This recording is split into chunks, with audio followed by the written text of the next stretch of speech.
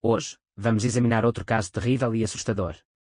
Neste mundo, houve muitos assassinos em série que cometeram crimes hediondos. Esses assassinos mataram brutalmente muitas pessoas inocentes sem pensar duas vezes.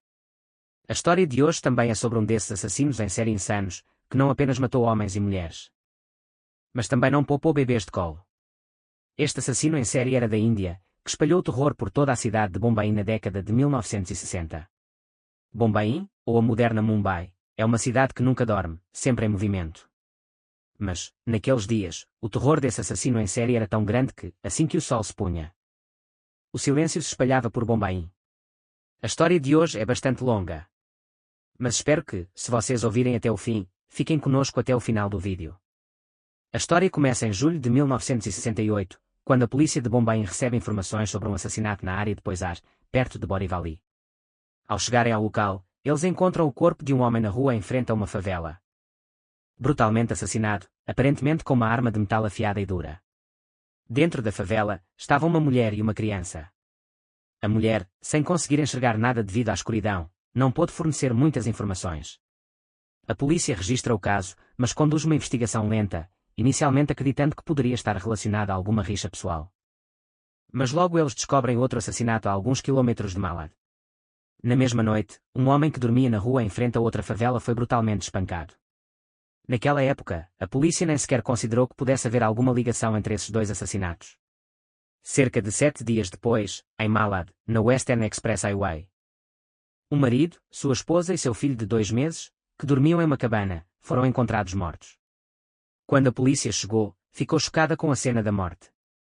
O assassino atacou os 3 com um objeto pontiagudo na cabeça. Mas, a favor da investigação, o assassino deixou sua arma e jaqueta lá após o assassinato. No local do crime, a polícia encontrou uma barra de ferro grossa, que era afiada e torcida na frente. Posteriormente, a polícia se envolve no caso e agora eles se lembram de 2 assassinatos que ocorreram uma semana antes, onde as vítimas também foram mortas de forma semelhante com um golpe na cabeça, na primeira vez.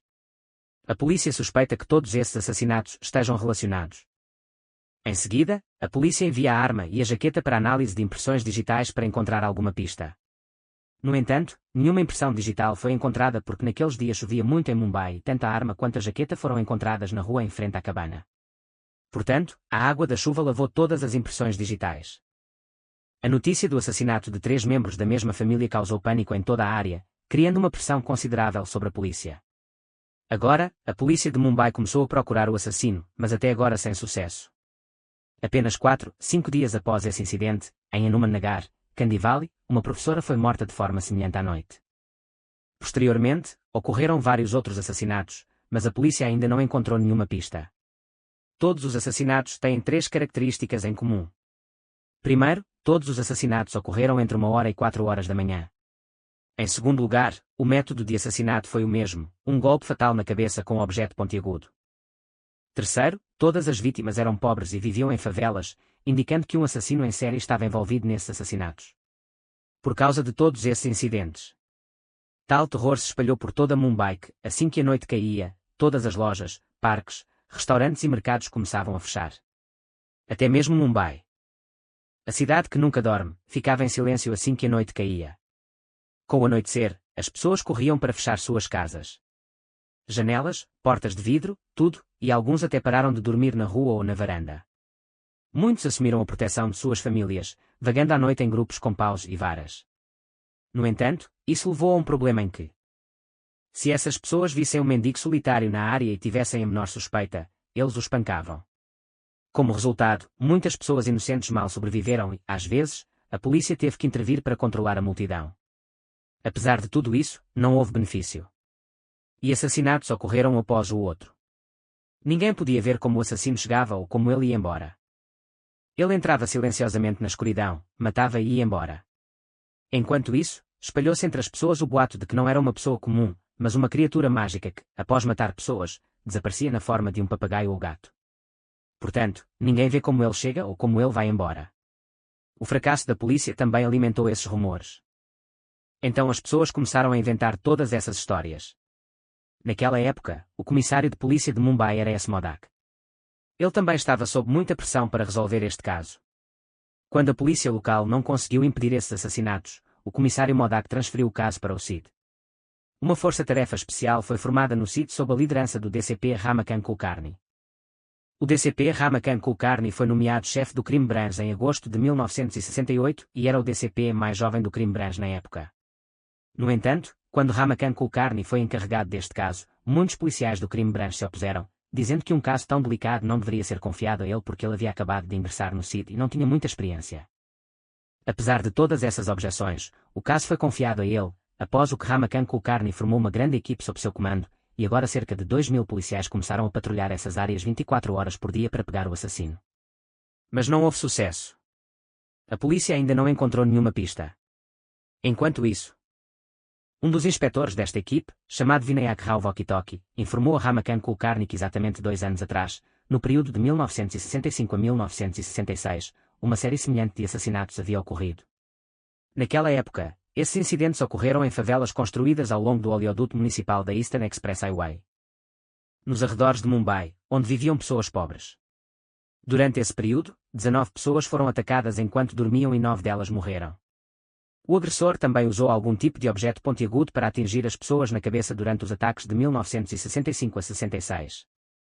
Semelhante aos ataques que estavam ocorrendo na época, o inspetor Vinayak Rao Vakandkar era o responsável pela delegacia de Maund quando recebeu informações sobre esses incidentes. Patrulhas 24 horas por dia começaram nessas áreas. Certa noite, quando o inspetor Roketkar e sua equipe estavam patrulhando a área, eles avistaram um homem suspeito vagando destemidamente pela rua, embora todos os outros estivessem se abrigando em suas casas. No escuro, o inspetor Attar suspeitou. Aproximou-se dele e perguntou seu nome. O homem se identificou como Raman Raghav. Ao revistá-lo, eles encontraram um diário em seu bolso com 2 palavras escritas, cores e algodão, enquanto o inspetor Vakandkar mergulhava em seu passado. Ao chegar à delegacia, ele descobriu vários pseudonimos, incluindo Cindy Dalia Talawar, Anatom, Tommy e Veluswamy. Raghav, nascido em 1929 na aldeia de Agressor Nelar, no distrito de Tirunelveli, em Tamil Nadu, era propenso a roubar desde tenra idade. Aos 20 anos, ele fugiu de sua aldeia para Mumbai, trabalhou por alguns meses, mas não conseguiu abandonar seus hábitos de ladrão. Um desses roubos o colocou nas mãos da polícia e Raghav foi enviado para a prisão de Bicolor. Ao sair da prisão, Raghav não se corrigiu. Em vez disso, ele se envolveu novamente em vários roubos e furtos. Apesar de ter cumprido uma pena de 5 anos, o inspetor Wokarkar agora interroga Raman Raghav sobre os 9 assassinatos recentes. Raghav permanece em silêncio, suportando toda a tortura que lhe é infligida. Quando nenhuma das torturas afeta Raghav, o inspetor Wokarkar ordena que ele saia de Mumbai por 2 anos, avisando sobre o encarceramento após o retorno. Apesar da súbita partida de Raghav, a série de ataques cessou. No entanto, 2 anos depois, em 1968, ataques semelhantes recomeçaram. Depois de saber sobre os incidentes de 1965 a 66 e os detalhes sobre Raman Raghav, o inspetor Roketkar fica convencido do envolvimento de Raghav. Como ele voltou para Bombay depois de 2 anos, ele imediatamente recuperou todos os registros de Raman Rajiv. Esses registros continham impressões digitais de Raghav, uma fotografia e todas as informações relacionadas. Posteriormente, ele distribuiu a foto de Raghav para todas as delegacias de polícia e emitiu um alerta para prendê-lo onde quer que ele fosse visto. Agora, toda a polícia foi mobilizada para encontrar Raman Raghav. Enquanto isso, na noite de 25 a 26 de agosto de 1960, em Malad, Raghav matou 2 homens chamados Lali Yadav e Duda Yadav. Depois disso, chegou uma equipe do Crime Branch. Infelizmente, eles encontraram as impressões digitais do assassino no local. Essas impressões digitais foram então comparadas com o arquivo de Raman Raghav, o que confirmou a correspondência de ambas as impressões. Agora estava confirmado que Raman Raghav estava de fato envolvido nesse assassinato em série. No entanto, Raghav havia desaparecido e a polícia tomou todas as medidas para prendê-lo. Cada policial de Mumbai estava interrogando pessoas com a foto de Raghav. Mas não houve sucesso. Um dia, quando a polícia, procurando por Raghav, chegou aos arredores de Poisar, ao mostrar a foto para uma mulher chamada Manjula Jalvi, eles a reconheceram imediatamente. Ela se apresentou como Ana e disse que tinha visto Raghav no início da manhã, quando ele foi buscar água no poço. Assim que a polícia ouviu a história de Manjula, eles entraram em alerta máximo. Quando perguntada se ela sabia onde Raghav morava, ela respondeu que não tinha ideia, ela tinha visto Ana aqui alguns dias atrás. Então a polícia perguntou sobre a aparência de Raghav e o que ele estava vestindo quando ela o viu pela última vez. Manjula descreveu que, pela manhã, Raghav estava vestindo uma camisa azul, calças caqui, tênis marrons e carregava um guarda-chuva. Com essa informação, a polícia de Mumbai imediatamente transmitiu uma mensagem pelo rádio para todas as delegacias para prender qualquer pessoa suspeita, correspondendo à descrição. A polícia continuou vasculhando a área onde Raghav foi visto pela última vez, dia e noite. Mas Raghav permaneceu indefinível. No dia seguinte, 27 de agosto de 1968, o inspetor Alex Phil avistou um homem perto do Pindi Bazar vestindo uma camisa azul, calças caqui e sapatos marrons. Ele tinha um guarda-chuva molhado, o que sugeria que ele vinha de um lugar onde estava chovendo. No entanto, naquele dia não choveu na área de Pindi Bazar. O inspetor Alex Phil suspeita que pode ser Raman Raghav, mas decide ter certeza se aproximando dele. À medida que Phil se aproximava, ele nota manchas de sangue nas roupas do homem. Ao revistá-lo, Phil encontra 2 copos, 2 pentes, 2 tesouras, um suporte para isqueiro, incenso, sabonete, chá de alho, 2 folhas de papel com números escritos nelas. Quando perguntado sobre seu nome, o homem respondeu, Sindidal, e a Phil lembrou que Raman Raghav também se autodenominava Sindidal. Porquê? Logo depois, ele ordena que ele acompanhe a polícia até a delegacia, e Raghav obedece sem resistência. Ao chegar à delegacia, Alex Phil informa ao seu chefe que Raman Raghav foi preso. Ao ouvir isso, a equipe do crime branch chega rapidamente e realiza testes de impressões digitais. Primeiro. Mais tarde, eles compararam as impressões digitais encontradas no local do assassinato molecular e ambas as impressões digitais corresponderam. No mesmo dia, 27 de agosto de 1968, oficiais do CID anunciaram a prisão de Raman Raghav. A notícia da captura do assassino em série que havia eludido a polícia por tanto tempo se espalhou como um incêndio, causando júbilo em frente ao prédio do comissário de polícia de Mumbai e do crime branch. À noite, mais de 2.000 pessoas começam a comemorar, e o comissário de polícia S. Modak fica tão feliz com a prisão de Raman Raghav que anuncia uma recompensa de 1.000 para o inspetor Alex Phil. Agora Raman Raghav estava capturado, mas a polícia e o crime branch tinham a tarefa de fazê-lo confessar seu crime. Porque 2 anos atrás, quando ele foi interrogado, ele não disse nada. Depois disso, o interrogatório recomeçou, muitas perguntas lhe foram feitas, mas ele permaneceu em silêncio. A polícia sabia que mesmo o uso da força não produziria nenhum resultado. Então eles pediram que ele confessasse seu crime voluntariamente. Mas ele não disse nada. 2 dias se passaram durante o interrogatório de Rogowski. A polícia tentou todos os métodos, mas ele não abriu a boca. Finalmente, exausto, um policial perguntou se ele precisava de alguma coisa, sem perder tempo. 2 dias depois, Raman Raghav falou pela primeira vez, dizendo que queria frango. Então, frango foi pedido para ele de um hotel próximo, e ele o recebeu. Raghav comeu o frango do prato em poucos minutos. Depois disso, ele foi perguntado novamente se precisava de alguma coisa. E ele disse, eu quero outro prato e mais frango. Frango foi pedido para ele e, depois que ele terminou de comer, ele foi perguntado novamente se precisava de alguma coisa. Ele disse que queria óleo de coco, um pente e um espelho e também uma prostituta. Enquanto ele gostaria de dormir com ela. Seu pedido de prostituta foi negado por motivos legais. No entanto, o óleo de coco, o espelho e o pente foram fornecidos. Depois disso, ele aplicou óleo de coco no cabelo e depois fez uma massagem completa no corpo com esse óleo. Ele também elogiou a fragrância do óleo. Mais tarde, ele penteou o cabelo com o pente e depois se olhou no espelho por um longo tempo com um leve sorriso. Depois de um tempo, ele se virou para a polícia e disse, agora perguntem o que quiserem. Quando a polícia interrogou Raghav sobre os assassinatos em andamento na cidade, Raghav respondeu, tudo bem, eu vou-te contar tudo. E então Raman Raghav começou sua história. Ele contou que 2 anos atrás, em 1966, quando ele deixou Mumbai, ele foi para Pune e começou a roubar em lugares chamados. Se ele fosse até Intel. Cara nu. Ele entrou em uma casa de chá e pediu um chá forte com leite puro. No entanto, o vendedor de chá adicionou menos leite e mais água ao seu chá. Enfurecido, ele imediatamente decidiu matar o vendedor de chá. À noite, quando a casa de chá fechou, ele começou a segui-lo. No entanto, neste momento, a polícia chegou. Pegou em um caso de roubo e o enviou para a prisão de Vardan por 1 ano e meio. Rogov contou que, depois de sair da prisão após 1 ano e meio, ele pegou um trem para Maharashtra. Passando alguns dias na concessionária, ele chegou a Borivali em Mumbai. Em julho de 1968, ele passou os próximos dias se envolvendo em pequenos furtos em Borivali. Um dia, perto da ponte da Izar, ele encontrou uma alça de motocicleta em frente a uma loja de ferragens. Ele a pegou e a levou para um ferreiro em Jogachueri. Ele pediu ao ferreiro que endireitasse a barra de ferro, ligeiramente dobrada na ponta, e a afiasse. O ferreiro cumpriu o pedido e Rogov pegou sua arma e foi embora. Uma ou duas noites depois, vagando por Poisar, ele notou uma mulher e uma criança dormindo em uma cabana. Havia um homem dormindo na rua e estava muito escuro. Ragav se aproximou. O homem deu-lhe um golpe forte na cabeça com sua arma. O homem gritou de dor, então Ragav o atingiu novamente até que ele morreu. Enquanto isso, a mulher lá dentro acordou, viu o que estava acontecendo e gritou.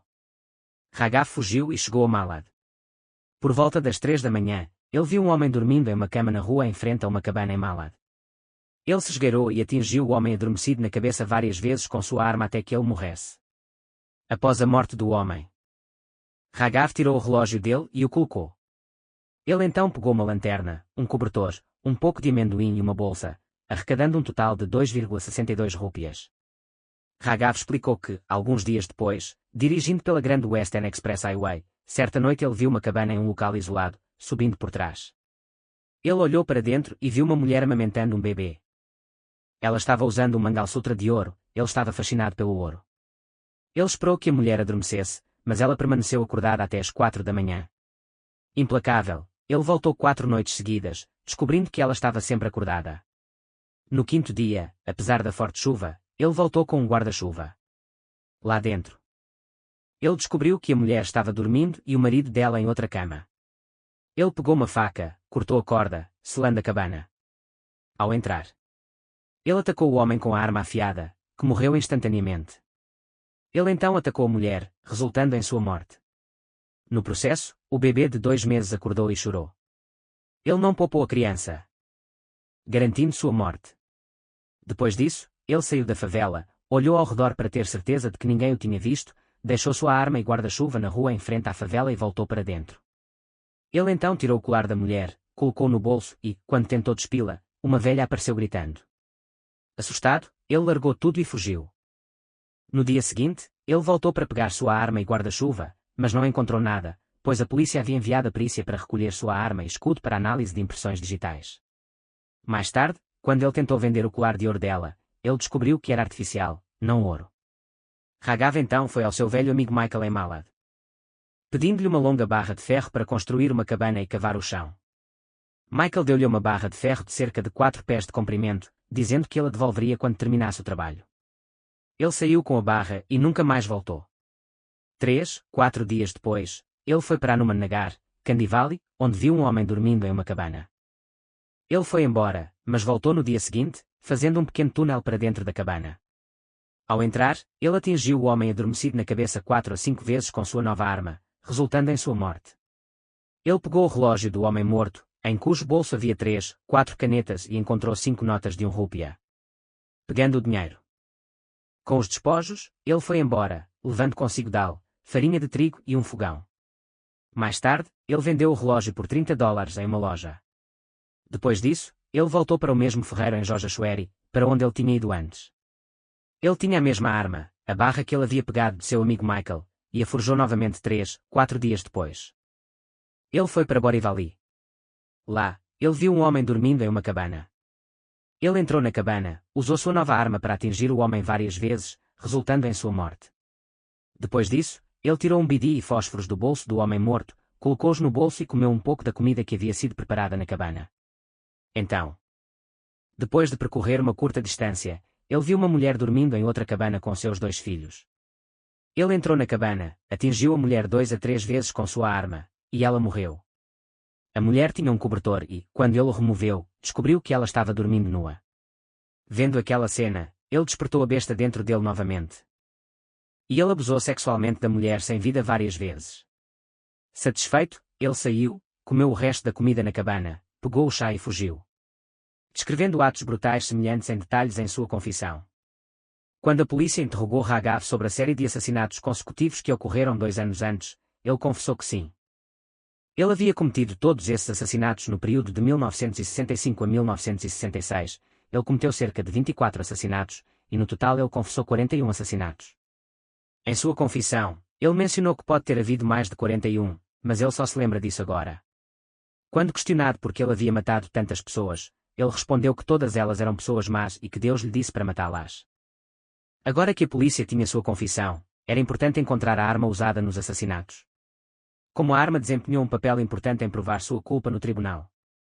Quando a polícia perguntou a Rahman Raghav sobre a arma que ele usou para os assassinatos e onde ela estava, ele os levou para a selva na Erie Road e recuperou a arma de alguns arbustos. Acontece que era uma arma de ferro afiada e uma faca. Posteriormente, a polícia registrou o depoimento do ferreiro local em Jojaswari, onde Raghav fez sua arma. Eles também registraram o depoimento do amigo de Raghav, Michael. Tendo construído um caso forte. Cerca de 10 meses após a prisão de Rahman Raghav, em 2 de junho de 1969. O julgamento de Rajiv começou no tribunal. No entanto, assim que o julgamento começou, o advogado de defesa P. W. Power argumentou em defesa de Raghav, alegando que Rahman Raghav não estava em sã consciência. Ele afirma que sempre que Raghav cometia um assassinato, ele não estava ciente de suas ações e não pode se defender das acusações. O promotor público Bora, no entanto, contesta todos os argumentos da defesa. Depois de ouvir os dois lados, o tribunal encaminhou Rahman Raghav ao legista da polícia de Mumbai para uma avaliação psiquiátrica, que durou as 3 semanas seguintes. O especialista examinou Raghav, seu estado mental e apresentou um relatório ao tribunal afirmando que o estado mental de Raghav estava perfeitamente bem e que ele estava ciente de suas ações. Depois de considerar este relatório e todas as evidências, o juiz K. T. Dhingra considerou Rahman Raghav, também conhecido como DWI, culpado e o condenou à morte. Depois disso, o caso foi para a Suprema Corte. Lá, em defesa de Raghav, foi apresentado o argumento de que sua saúde mental não estava bem. Portanto, a Suprema Corte formou um painel de 3 psiquiatras que realizaram várias entrevistas com Rahman Raghav e, em seu relatório, afirmaram que Raghav sofria de esquizofrenia paranoide crónica. Quando este relatório foi apresentado ao tribunal em 4 de agosto de 1987, a Suprema Corte comutou a sentença de morte de Rahman Rajiv para prisão perpétua e o enviou para a prisão de Yerodem. Pune. Então, 8 anos depois, em 1995, Rahman Raghav morreu no Hospital Sasson devido à insuficiência renal. Mesmo hoje, entre todos os assassinos em série infames e conhecidos do mundo, Rahman Raghav, seu nome ainda está incluído. Em 2023, mais de 50 anos se passaram desde o incidente, mas muitas pessoas e crianças que estavam em Mumbai no período de 1965 a 1968 ainda tremem ao se lembrarem disso, porque naqueles dias toda Mumbai tinha um nome para o terror, e esse nome era Rahman Raghav. Esta foi a história do assassino em série insano Rahman Raghav. Espero que todos vocês tenham gostado.